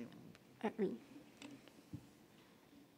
Je sais pas si ça marche. Bonjour. Moi, je viens de Dordogne et je serais très intéressée à mieux comprendre comment se constitue un oasis. Parce que je connais plein de gens en fait qui viennent chez nous, puisqu'on a un territoire en fait qui attire. Souvent, voilà ce que vous disiez, le coup de cœur. Dordogne, c'est très joli, ouais. Ouais, c'est plutôt sympa, ouais. Mais il y a beaucoup de gens qui repartent aussi. Oui. Parce que du coup, l'intégration est très compliquée. Donc, je suis d'accord, il ne faut surtout pas angéliser ce que ça veut dire en fait s'installer en ruralité. Même le terme que vous utilisez, je serais intéressée à ce que vous puissiez définir ce que c'est la ruralité, parce qu'il y a plusieurs ruralités. Par contre, un oasis, comment les familles en fait se rencontrent, comment elles sont sélectionnées, pourquoi elles décident de se mettre à un certain endroit. Je sais que ça intéresserait plein de gens par chez nous qui justement sont des néo-ruraux, qui se cherchent mais qui ne se trouvent pas ensemble. C'est ça qui est étonnant. Oui. Alors, comme beaucoup de questions sur lesquelles on parle d'écolieux, moi je ne vais surtout pas répondre sur une réponse unique parce que ça dépend. C'est là où le blueprint thinking, en fait, chaque lieu fait différemment. Il y a des lieux super à aller voir près de chez vous. Je pense à l'éco-hameau de la Serventie, je ne sais pas si vous connaissez, en Dordogne. Il y a l'écolieu de Cablan, là, qui est plus petit, qui est plutôt un lieu touristique. Voilà, il y a des lieux en Dordogne qui sont très chouettes et qui ont réussi. En fait, effectivement, c'est souvent une alchimie et il n'y a pas une bonne règle. Je pense que la Ferme Légère, c'est encore une histoire très différente. Nous, l'éco-hameau du Plessis, encore différente. Ce qui est sûr aujourd'hui, c'est que il y a beaucoup de collectifs qui ne se créent pas entièrement avant même de commencer. Donc à un moment, il faut savoir comment avoir trouvé tout le monde. Donc parfois, c'est 4, 5, 8, 10 personnes qui sont rencontrées par un biais associatif ou parce qu'ils sont amis. Ou par... voilà, il y a des collectifs qui sont créés pendant le Covid, des gens qui faisaient des visios pendant le Covid et qui se sont dit « Ah, mais si on faisait un écolieu ensemble ?» Je sais pas, je pense à côté de Rennes, là, il y a l'Oasis du Ille-et-Vilaine. C'est des gens qui animaient le bal pirate à Rennes, donc des gens qui faisaient des bals pirates dans la ville de Rennes. et qui se sont dit pendant le Covid, on ne peut plus le faire. Et donc, du coup, ils ont acheté pendant le Covid un lieu assez loin de la Rennes pour continuer à le faire. Voilà. Donc, il y a des histoires, tout ça sont singulières. Et c'est pour ça qu'il n'y a pas une bonne recette. Et c'est vrai que les personnes, en fait, ce qui est compliqué pour nous, c'est des gens qui viennent nous voir tout seuls, ils disent, je veux créer un écolieu. Et ils sont tout seuls. Et c'est vrai que trouver un lieu, c'est pas le plus dur. Le plus dur, c'est de trouver un collectif aujourd'hui. Et c'est là où... Est-ce qu'il y a des ressources nous, on fournit des ressources pour ça. Il y a des rencontres. Le mieux, si vous êtes intéressé par ça, c'est d'aller dans des rencontres comme celles qu'on fait nous. Il y a des histoires qui seraient comme ça. Nous, il y a plein de gens que je connais. C'est en venant à des rencontres inter-écolieux. Ils ont rencontré, je sais pas, Ferme Légère. Ce qui est rigolo, c'est que je connais bien Sylvie, tu dois peut-être connaître, qui habite maintenant là-bas, qui est une personne qui était à Strasbourg, à Eureuil, dans un écolieu qui ne s'est pas fait, et puis qui de là-bas est allée habiter pendant quelques temps à l'éco-village de Sainte-Camelle en Ariège. Et je sais pas comment elle a connu la Ferme Légère, alors qu'elle n'a rien à voir avec l'éco-village de Sainte-Camelle, en termes de taille, de tout. Finalement, elle se retrouve là-bas, ça lui convient bien. Donc c'est beaucoup des gens en fait qui vont rencontrer des lieux existants et qui sont inspirés, rencontrent d'autres gens. Après, on veut toujours créer un nouveau lieu. Il y a aussi des lieux qui existent et qui cherchent des personnes. On n'est pas tous faits pour créer des lieux non plus. Voilà. Et c'est un peu ce mythe de je vais créer le lieu parfait qui me ressemble. Encore une fois, on tombe dans le monde doit coller à ce que je veux et pas le contraire. Donc il y a plein d'écolieux qui cherchent du monde. Donc je n'ai pas une réponse très précise, mais je pense que c'est des phénomènes de réseau. Donc il faut se mettre dans des réseaux, et puis un jour, il y a l'alchimie qui prend. Voilà. Il ne faut pas hésiter à se lancer, même si on est peu des fois. Ce n'est pas grave de faire un lieu à 3 ou 4 pour commencer, ce n'est pas gênant. Alors, on a parlé de la politisation et des nouvelles formes de démocratie qui s'inventaient dans les écolieux. Toi, Clément, la question politique, justement, elle t'a beaucoup travaillé quand tu étais à la ferme. C'est éventuellement quelque chose qui a pu te manquer.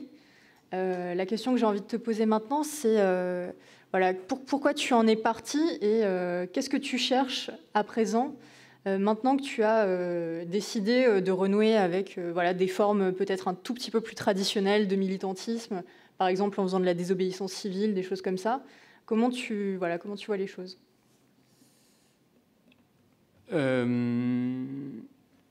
Alors moi, donc pourquoi je suis parti de la ferme, il y a des raisons perso, notamment l'amour, où la personne que j'ai rencontrée ne se voyait pas trop s'installer à la Ferme Légère, donc du coup, voilà, mais je referme la parenthèse. Ce que j'ai identifié moi comme des limites de cette ferme-là, c'est qu'elle était en fait assez tournée sur elle-même, donc l'autonomie, ça prend énormément de temps, je l'ai déjà dit. Donc du coup, en fait, on était tout le temps occupé à s'occuper de notre ferme et avec relativement peu de liens avec le territoire qui nous environnait. Et du coup, moi, c'est un truc, ça a un peu manqué parce que ça a créé un espèce de huis clos à un moment où on est toujours un peu entre nous, dans des relations, il y a quand même beaucoup de travail, etc., la joie qui parfois manque un petit peu, et en fait je pense que ça manquait de biodiversité sociale aussi, c'est-à-dire qu'on recevait beaucoup de gens pour des stages, pour du roofing, pour beaucoup de visiteurs, d'amis, etc. Mais c'était globalement des gens qui avaient une grande proximité idéologique, mais pas géographique. Voilà. Et en fait les gens qui étaient autour de chez nous, il y avait relativement peu de liens. Et ça, je pense que c'était vraiment une limite. Nous, on était aussi un écolieu très collapso. Il y a plein de médias qui sont venus à la maison. Cet écolieu qui se prépare à l'effondrement, machin. C'était vraiment notre étiquette, quoi. Et en fait, quand on réfléchit 5 minutes, si l'effondrement devient très palpable à l'endroit où est installé l'écolieu en question, clairement, on n'est pas en mesure, dans une ferme, de se nourrir tout seul. On ne produit pas les céréales, les oléagineux, il y a plein de trucs qu'on ne sait pas faire, les panneaux solaires, on dépend de l'industrie, etc. Enfin voilà. En gros, ce truc de se dire on va être complètement autonome, pour moi, c'est une vue de l'esprit. Et en plus, c'est super triste parce que ça veut dire qu'on a besoin de personne. Et avoir besoin de personne, enfin, c'est je suis dans ma grotte, j'ai besoin de personne. Enfin, moi, je trouve ça tristouille, quoi. Donc vraiment, voilà. Comment est-ce que finalement, moi là, je suis du coup sur un autre projet où le but c'est de chercher plutôt un village qu'une ferme.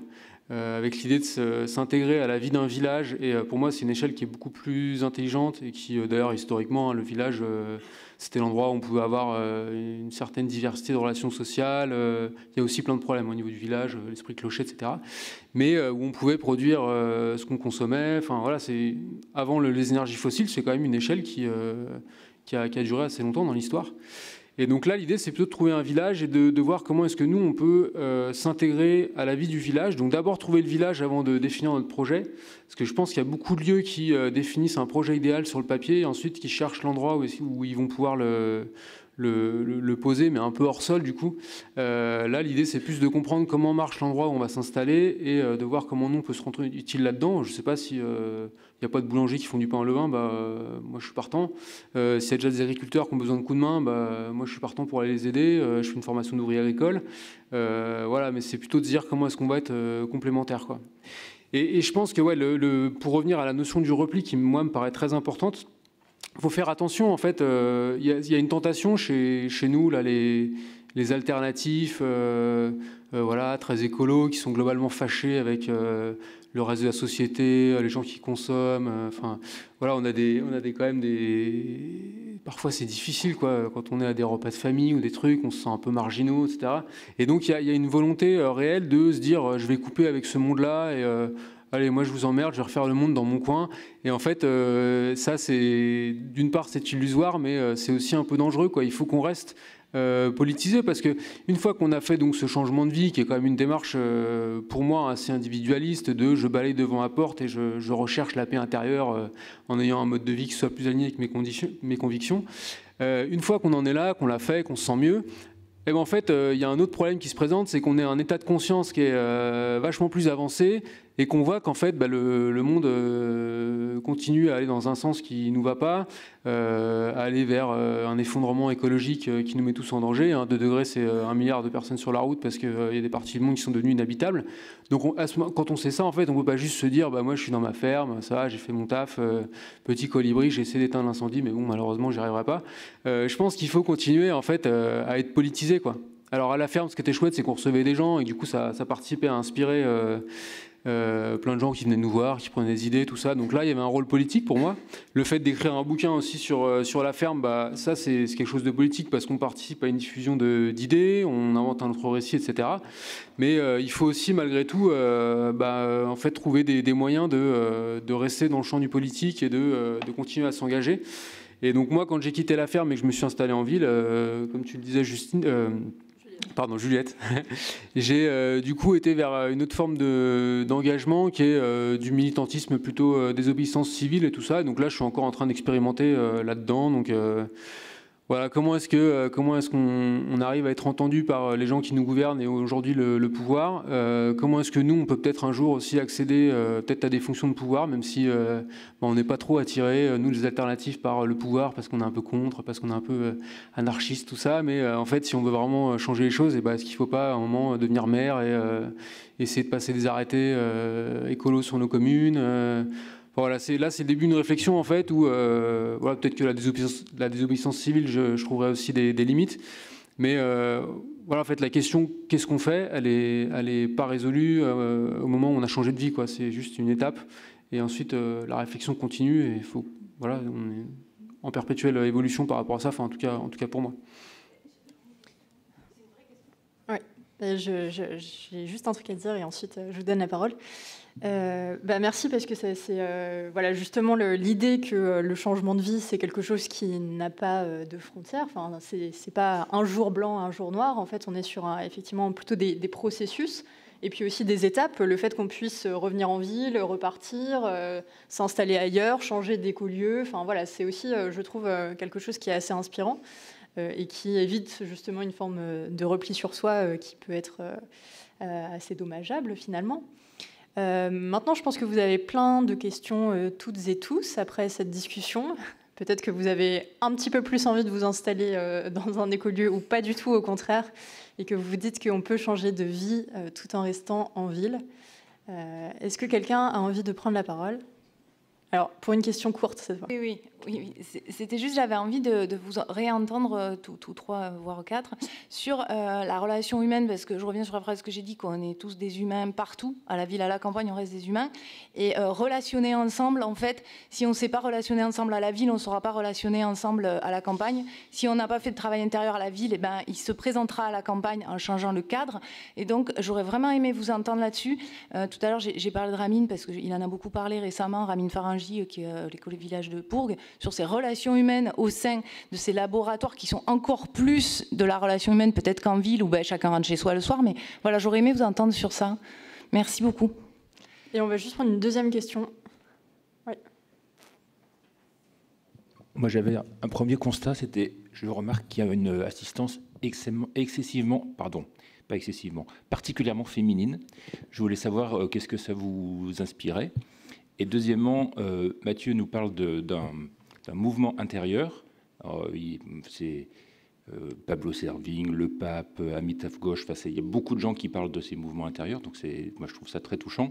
Je voulais savoir, Amélie et Clément, est-ce que vous avez eu un mouvement intérieur?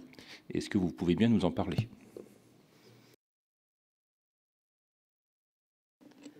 Oui, mais on va en prendre deux parce que sinon on va plus s'en souvenir après. Ah. Qui souhaite répondre à la première, rapidement? Moi, je peux dire quelque chose. D'ailleurs, en fait, j'ai envie de débattre avec Clément, parce que je pense qu'on est d'accord, mais on a dit des choses qui sont opposées en apparence. C'est-à-dire que l'opposition entre l'action politique et l'action de créer un écolieu, on voit en réalité qu'en fait, ça n'existe pas. Les gens dans les écolieux sont ultra politisés, je tiens à le dire. Il y a même beaucoup de gilets jaunes dans les écolieux, etc.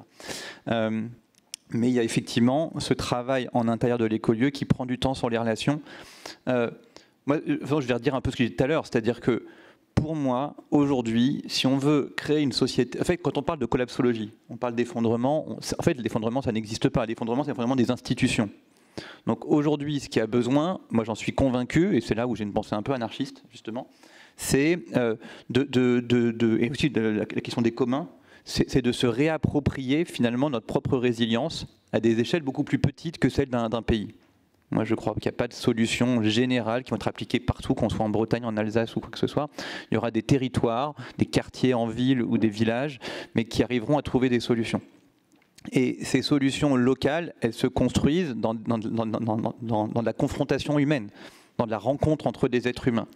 Et c'est vrai que moi, ce que j'ai beaucoup appris, je veux dire un truc que j'ai beaucoup appris dans les écolieux, c'est que souvent, on est une société qui a peur du conflit. On n'aime pas le conflit. Et dans une société, on serait tous pareils. Il n'y a pas de conflit, mais dès qu'on est différent, il y a du conflit. Et moi, qui suis un mec traumatisé par le conflit, j'aime pas du tout ça, etc. Du coup, j'ai appris à le voir autrement. Et quand on vit ensemble, quand on est dans des relations, du coup, la clé au niveau relationnel pour que un truc qui foire d'un truc qui marche bien, c'est changer notre rapport au conflit. D'accepter, c'est là la pensée archipélique pour moi importante, c'est pas parce que tu es différent qu'on ne peut pas justement vivre ensemble. Au contraire, j'ai envie de dire, c'est pas notre différence. Des accords féconds, toutes ces choses-là. Et c'est vrai que c'est là, pour moi, l'essentiel du travail dans les écolieux, c'est qu'on vit dans une société finalement qui est ultra clivée. On clive de partout, mais les gens ne se rencontrent plus. Mais dans un écolieu, il y a quand même de la diversité. Alors c'est vrai qu'il y a des patrimoines culturels quand même particuliers, mais que le conflit qui soit interne dans l'écolieu existe toujours, parce qu'en fait, toute société humaine se polarise. Vous prenez une communauté anarchiste libertaire, au bout de 2 ans, il y a ceux qui seront plus anarchistes que les autres, il y a ceux qui le seront moins. Donc toute communauté humaine, même en apparence homogène, finit par se polariser. Donc ça n'existe pas des communautés, on est tous pareils. Ça dure un temps. On finit toujours par être différent à un moment donné. Peut-être sur des trucs un peu, sur d'autres facteurs. Et donc, quoi qu'il arrive, aucune communauté ne peut échapper au conflit. Et c'est là où, dans ces écolieux, ce travail... En fait, pour qu'un conflit, on le vive bien, il faut avoir finalement une forme de confiance qui se crée, un espèce de socle anthropologique commun. Et c'est là où quand même, il y a quand même des valeurs profondes qui sont importantes. Pour pouvoir se confronter à un niveau, il faut quand même qu'il y ait un lien à un autre niveau. Voilà, pour que ce ne soit pas destructeur.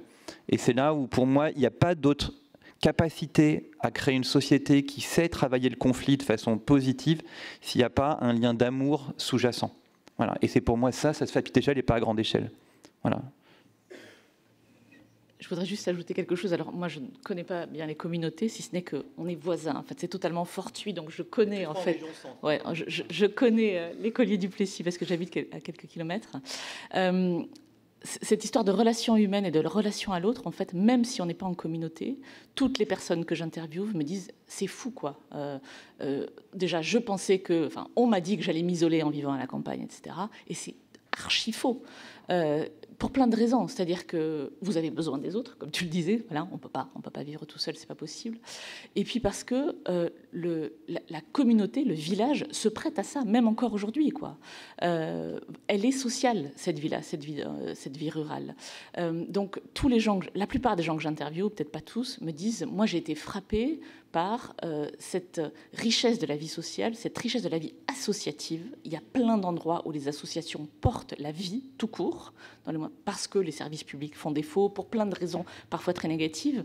N'empêche qu'il y a plein de gens qui s'engagent. Et le truc vertueux de tout ça, c'est que, tu parlais de devenir mère, etc., plein de gens que j'ai interviewés ont fini par s'engager parce qu'ils sont entourés de modèles qui s'engagent, en fait. De gens qui donnent leur temps pour des assos sportives, culturelles, tout ce que vous voulez. Donc ils disent, waouh, ils ont l'air super heureux. Moi, j'en veux de leur truc, quoi. Je veux faire pareil. Et donc, du coup, ils s'engagent dans la vie municipale. Ils deviennent maires juste pour un mandat et ça fait 24 ans qu'ils y sont. Enfin, voilà. Et d'autres choses. Il y a d'autres formes d'engagement. Donc oui, elle est d'une richesse insoupçonnée parce que totalement tue, quoi. On pense que la richesse de la vie sociale, elle vient de la densité. Alors, ça devrait être vrai. Et en fait, ça marche pas tout le temps, en tout cas. Juste une phrase, c'est parce qu'on ne peut pas éviter la diversité à la campagne par rapport à la ville. À la ville, on peut vivre un entre-soi dans une ville, entre gens qui se ressemblent beaucoup plus. Finalement, à la campagne, on n'a pas le choix. Quand on vit à 100 dans un village, on vit avec les 100 personnes, quoi. Ouais. Sur la question de la mixité du coup de genre, est-ce que dans les écolieux il y a plus de femmes que d'hommes, et est-ce que l'assistance d'aujourd'hui est représentative par rapport à ce qu'on peut observer par ailleurs? Alors, j'ai envie de dire, ça dépend. En tout cas, des gens intéressés par ce mode de vie, oui, il y a plus de femmes que d'hommes, clairement. Dans les lieux, il n'y a pas forcément plus de femmes que d'hommes. Je dirais peut-être légèrement, mais c'est pas non plus aussi marquant. Par exemple, moi, dans le lieu où je vis, bon, il y a moitié-moitié, puis il y a aussi beaucoup de couples hommes-femmes. Mais par contre, c'est sûr que le public qui vient au stage, c'est beaucoup plus un public féminin. Après, c'est un lieu qui fait beaucoup de stages de développement personnel, de yoga, et ça, c'est clair que c'est quand même très féminin. On peut l'étendre aussi à la question de l'écologie. Nous, à Vert, par exemple, on a à peu près, on a fait des enquêtes, là, 57% de lectrices par rapport aux lecteurs. Donc, effectivement, il y a généralement un petit peu plus de femmes qui sont intéressées par ces questions-là. On peut le relier, bien sûr, à des questions culturelles, hein, le care, le prendre soin, etc. C'est culturellement des missions qu'on a attribuées aux femmes, même si, bien sûr, la transition écologique et le changement de société dans lequel on doit être porté par tout le monde, absolument. Donc c'est aussi un enjeu aujourd'hui, justement, d'essayer d'intégrer beaucoup plus de gens là-dedans. Sur la question, la dernière question qui a été posée, peut-être. Est-ce qu'on est animé par un mouvement intérieur, c'est ça? C'est une excellente question. J'espère que nous avons 4 heures. Je pense très humblement que je suis en train de le vivre, ce mouvement intérieur. Puis j'imagine que quand on met le doigt dedans ou le nez dedans, ça ne s'arrête jamais. J'ai peut-être fait, moi, un petit peu les étapes à l'envers. C'est-à-dire, encore une fois, je suis partie avec ma tribu sur l'intuition que c'était là qu'on devait vivre, voilà, qui est aujourd'hui renforcée par, bah oui, c'était une évidence, en fait, voilà. Et puis, alors je ne vais pas jouer le coup du on m'a menti, mais en fait, il y avait plein de choses que j'ignorais, en fait, sur ce monde rural, qui sont totalement tues, qui ne sont pas dites, parce que pour plein de raisons. Donc, oui, un mouvement intérieur, et surtout, je ne sais pas si ça procède de ça, mais le fait, c'est toujours pareil, le fait de s'écarter du système permet d'avoir une autre vision du système. Voilà.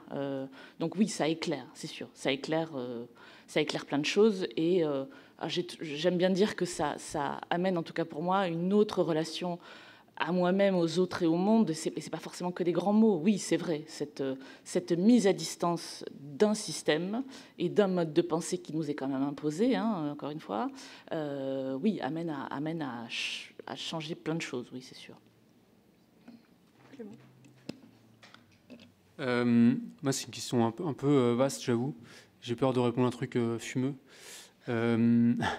Mais moi, je ne sais pas si je suis très spirituel. Moi, je suis plus à réfléchir rationnellement aux problèmes auxquels on fait face et du coup, comment, moi, à mon échelle, je peux y répondre. Et après, il y a une dimension aussi de plaisir, je dirais.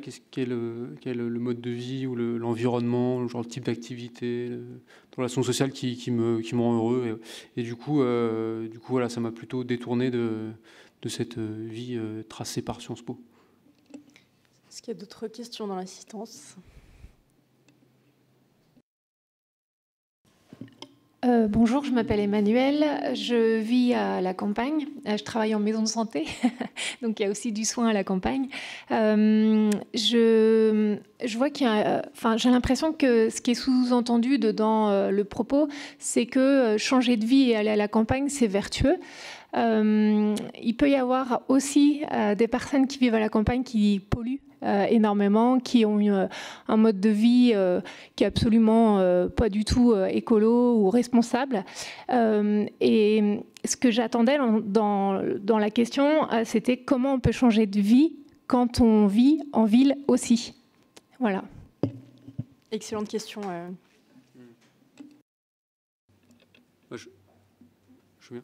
Merci pour la question, parce que c'est vrai qu'en fait, on n'a pas trop défini les termes du débat. C'est toujours un peu vague.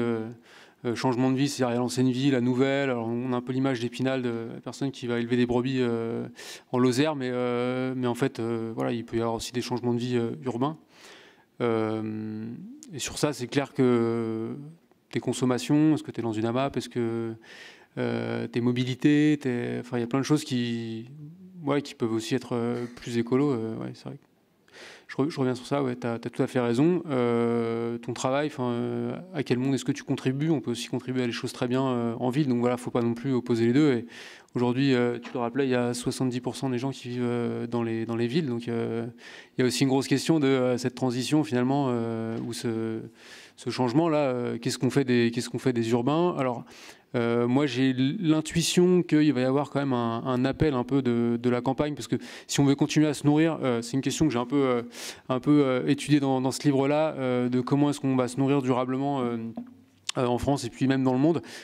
Si on revient à un système agroécologique où on n'a plus d'énergie fossile, où on n'a plus d'engrais de synthèse et toutes un peu les perfusions qui aujourd'hui nous permettent de produire artificiellement de la nourriture, il va falloir plus de bras. La Confédération paysanne, elle parle d'1 million de paysans qui sont nécessaires pour mettre en place un système alimentaire durable.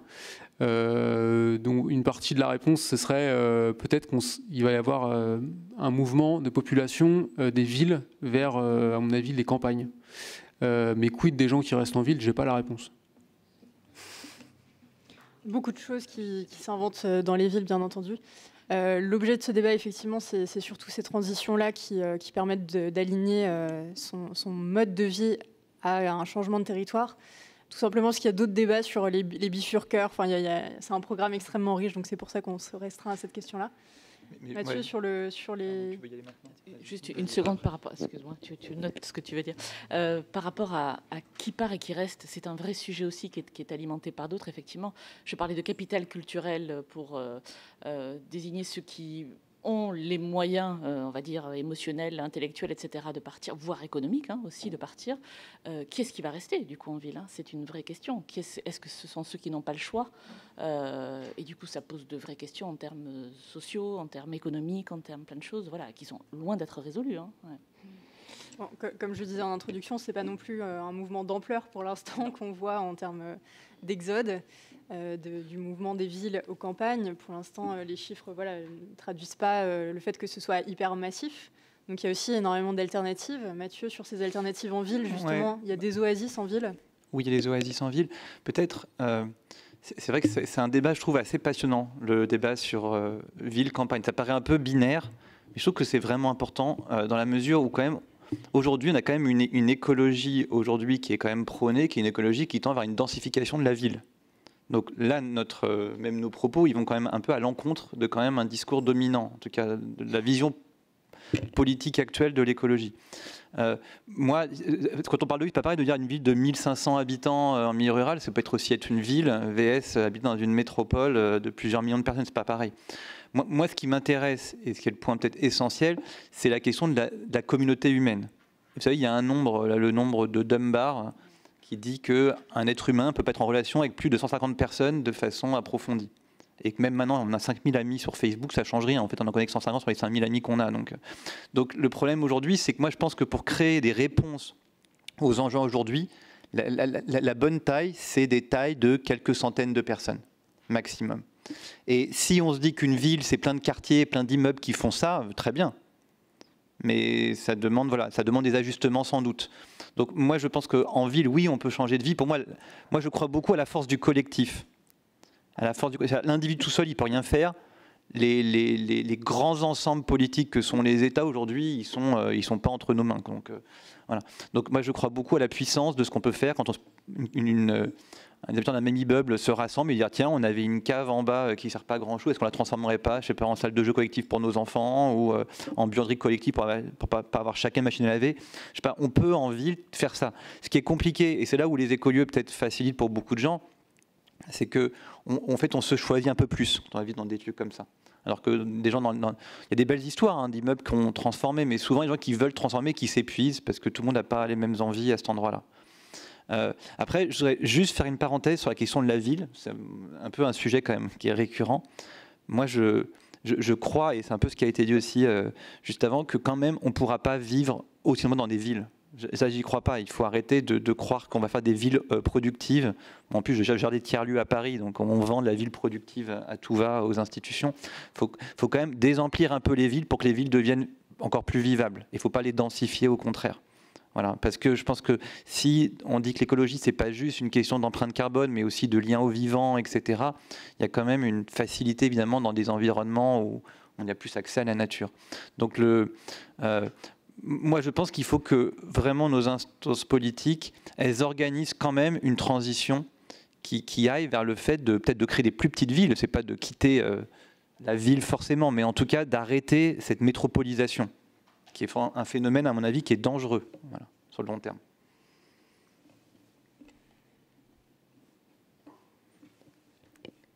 On m'entend ? Top. Merci beaucoup. Juste une toute petite parenthèse. J'ai récupéré hier votre livre, du coup. J'en suis encore qu'au début, mais je pense que ça va beaucoup nourrir ma réflexion interne, donc merci beaucoup. Moi, je suis cadre chez LVMH. Je travaille en ce moment dans le développement durable chez NC. Et je voulais vous poser la question au niveau des industries, parce que j'ai un peu ce paradoxe interne entre vivre en harmonie avec ce que je pense et essayer de faire changer les choses de l'intérieur du problème qui, aujourd'hui, dans ma tête, est l'industrie. Qu'est-ce que vous en pensez ? Est-ce qu'en faisant partie, finalement, du problème, on peut arriver à le changer ou pas ? Qu'est-ce que vous en pensez ? Je veux bien, j'avais évidemment une vision. Je grossis un peu le trait de ce que je pense à chaque fois, parce que je pense que c'est comme ça qu'on avance, mais moi, j'y crois pas aux très grosses entreprises, en fait. Je crois que cette logique-là, elle est... encore une fois, moi, je crois beaucoup à une logique archipélique. Je crois que le mieux, c'est de travailler à des petits ensembles qui se mettent en lien, phénomène de réseau, etc. Je ne crois pas aux pensées continentales. Je crois que c'est une partie fondamentale du problème aujourd'hui. Je crois que on peut dire très bien que Danone produit des yaourts partout sur Terre, mais on pourrait faire plein de petits producteurs de yaourts et sans doute qu'il y aurait plein de bénéfices et sociaux et démocratiques d'en faire plein plutôt qu'en faire un gros. Après, voilà, ça c'est la théorie. Après, la pratique, c'est pas si simple. Mais moi, je pense que les grosses structures, quelles qu'elles soient, elles sont plus fragiles qu'on imagine, et on va le voir, hein, même y compris sur le numérique, je pense aux GAFAM, on verra ce qui se passera dans quelques années. Donc moi, je ne suis pas très optimiste, je vous avoue, sur les logiques des grosses structures, mais c'est mon prisme. Voilà.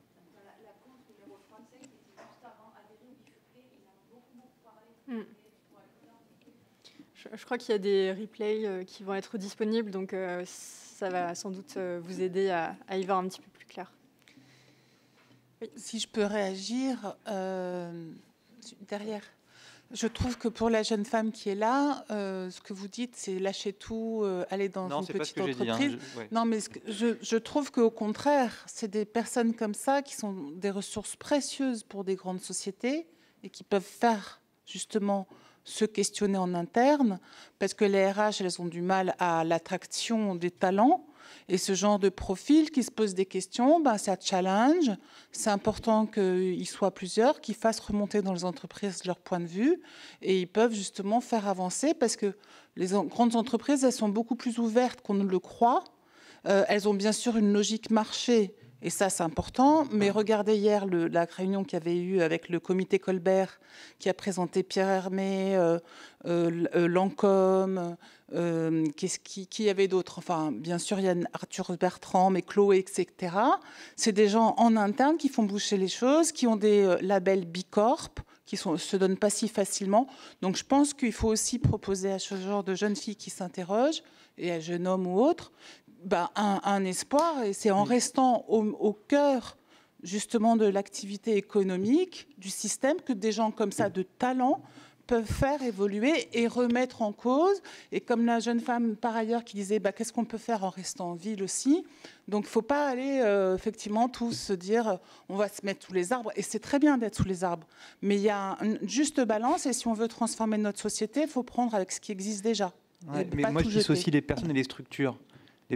Pour moi, les entreprises ne sont pas ouvertes, c'est les personnes qui sont ouvertes, ce n'est pas les entreprises qui sont ouvertes. Enfin, parce que, car moi, c'est vraiment, je grossis un peu le trait, mais j'ai travaillé dans des Nations Unies, j'ai travaillé dans des grosses structures aussi, et aujourd'hui, je pense que, voilà, c'est une pensée peut-être un peu extrême, mais moi, j'ai vu beaucoup de gens faire ce que vous dites, de dire je vais changer les choses de l'intérieur, et aujourd'hui, après, alors c'est peut-être court, mais je trouve que c'est des personnes qui sont un peu déçus de ce qui leur est arrivé. Je suis désolée, mais tout à l'heure, vous parliez de clivage dans la société. Ce genre de discours, je ne suis pas du tout... ça encourage le clivage. Non. Alors que justement, quand on a la possibilité de parler dans les entreprises, de faire évoluer, et c'est des humains d'abord. Oui. Ils se remettent en question parce que leurs consommateurs les remettent en question. Donc forcément, ils se remettent en question. Donc il faut leur laisser la chance d'avoir des gens de l'interne qui passent faire changer les choses. Et on sera moins dans le clivage en disant là, c'est à droite, c'est bien, les petits, ils sont mieux que les grands, Et le retour d'expérience de Clément est très intéressant aussi pour dire moi je l'ai expérimenté, j'ai été au bout et voilà mon retour. Je pense qu'il faut laisser un espoir à ces gens-là, et que leur énergie et l'énergie et l'intelligence collective peuvent faire avancer les choses.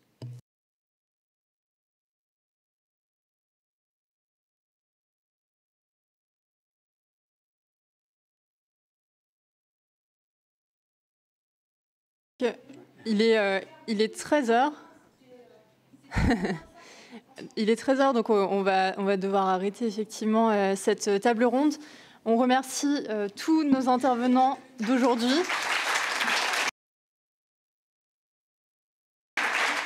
J'espère que ça vous aura intéressé. On peut poursuivre la discussion à l'extérieur pour celles et ceux qui ont encore des questions et qui voudraient consulter ou acheter les ouvrages de Clément Houzé et de Mathieu Labonne.